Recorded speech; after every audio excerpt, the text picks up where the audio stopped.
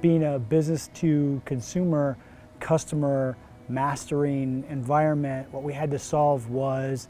a lot of rapid data ingestion, matching, mastering, and golden record creation, all within a window that made sense for our analytical team. When we were able to build, as we coin it today, a unified customer database,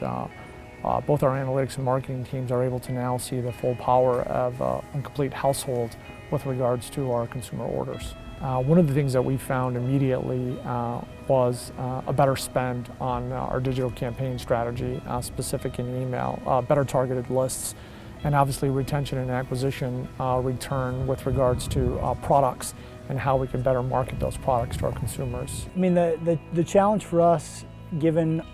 our POS and e-commerce activity, is hundreds and hundreds of thousands of orders each day, and then taking them through a car wash of events to cleanse data, bring it down into the MDM hub, run our matching strategies on it,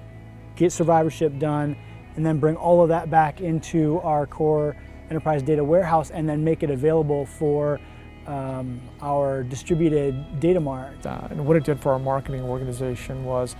gave them literally the gospel of our consumers, where our consumers lived, how they had effective relationships with each other inside of the household, and then a better way for targeted marketing with regards to who in the household was actually leveraging our coupon or our campaigns to order from our franchisees. To a store level, now we can show them the benefits of coupons or campaigns that they're running internally for acquisition and retention. I think the biggest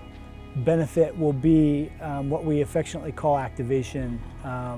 on top of that. So if that MDM data is our foundation of information around our customer, then it's activating pieces that really move the bar for the business on top of that. So we're starting to figure out ways to take that information and change our users' experience so that as they're interacting with our brand on a digital platform, we tailor that to their known behavior from their ordering patterns and historical preferences, which is pretty cool.